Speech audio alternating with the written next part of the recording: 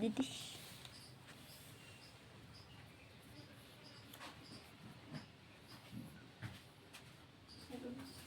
આવો કિશુબેન ક્યાં ખોવાઈ ગયા તા?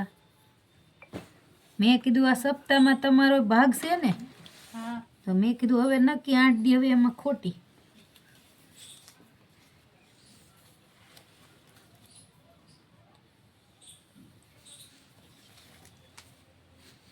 કોપી ઉતારી કોપી ટુ કોપી પણ આ મોઢે છે, આ મોઢે. આગળનો ભાગ યાદ બધા માપ રાખવાના, એટલે આપણે વારે ઘડીએ એમાં માપ લેવા ન પડે.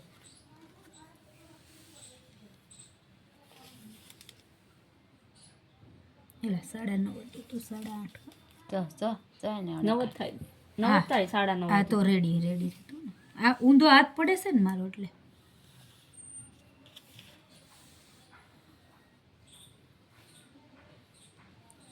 આ જે કોપી છે એ આપણે ઉતારી લઈએ. એક ગળું નથી બનાવવાનું, આમાં નીચું છે, આમાં ઊંચું રાખવાનું છે.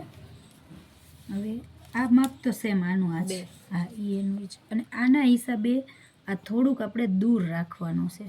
હા આવું કટોકટ માપ નથી રાખવાનું, આ કડીના હિસાબે. એટલે જો અમે વધારે રાખ્યું છે, જોયું અહીંથી માપો તો વધારે જ, પણ આપણે આટલું છોડી દીધું છે. હવે આ 2 ગળું. હવે આગળનું ગળું હંમેશા 5.5નું જ હોય. 5.5થી હેઠે નથી કરવાનું કોઈનું. કદાચ ચેસ્ટનો ભાગ ઓછો હોય તો તમે 6 કે 6.5 કરી શકો, પણ કોઈ દિવસ 7 તો કરવાનું જ નથી. અને પ્લસ એ ભૂલી જાઓ તો આ ભાગ છે ને એનાથી ગળું હેઠું કોઈ દી ઉતરવું ન જોઈએ. આનાથી હેઠું ગળું ક્યારેય ન થવું જોઈએ, આનાથી ઉપર જ રહેવું જોઈએ. બને ત્યાં સુધી 5 5.5 જ રાખવાનું છે. પછી બધાને ગમતી વાત છે, કોઈને ઊંચું ગમે નીચું ગમે એમ કરી દેવાનું છે. અહીંયા 2 તો પછી અહીંયા 2.5 પોળાઈ કરવા માટે. હા તો આપણી રીતે લઈ લો ને. હા અહીં મૂળ મોટું ન થઈ જવું જોઈએ. અહીંયા થશે ને તો હાલશે, પણ અહીંયા નહીં. હવે પાછળનો ભાગ હંમેશા ઊંચો હોય. આપણે હાથ આમ રહે ને આખો દિવસ, એટલે અહીંયા વધારે છે, પણ પછી અહીંયા આપણો હાથ આમ રહે છે, એટલે અહીંયા ઊંડું કરવાનું છે. એટલે આ માપ છે એ મેં આ લીધું, પણ હવે અહીંયા ઊંડું, આ આગળનો ભાગ છે. આ રીતે રાખી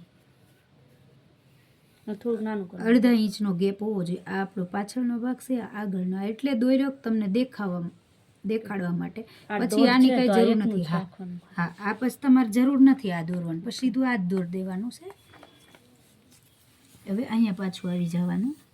હવે આ 3 જે સેમ ઓલામ લીધો એ જ, પણ આમાં આપણે કટોરીનો શેપ આપવાનો છે, એટલે 5. હવે બ્લાઉઝ ગમે એટલું તમે પગતું બનાવશો, અહીંયા સાઈઝ ફરશે 2.5 3 3.5. આ માપ ફરશે, પણ આ કોઈ દિવસ ફેરવવાનું નથી. 5 એટલે 5 જ. તે નાનું સીવો તોય ભલે, મોટું સીવો તોય ભલે. અહીંયા 5 જ. હવે આ જે તમારું ફિટિંગ છે ત્યાંથી 2.5.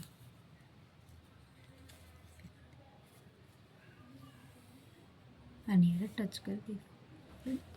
અહીંયાથી 2.5 મૂકી અને આ એરો અહીં સુધીનો હાલશે. પછી અહીંયા કોઈ દી નથી હંકાલવાનો. આવો આમ અહીં સુધી છેલ્લું.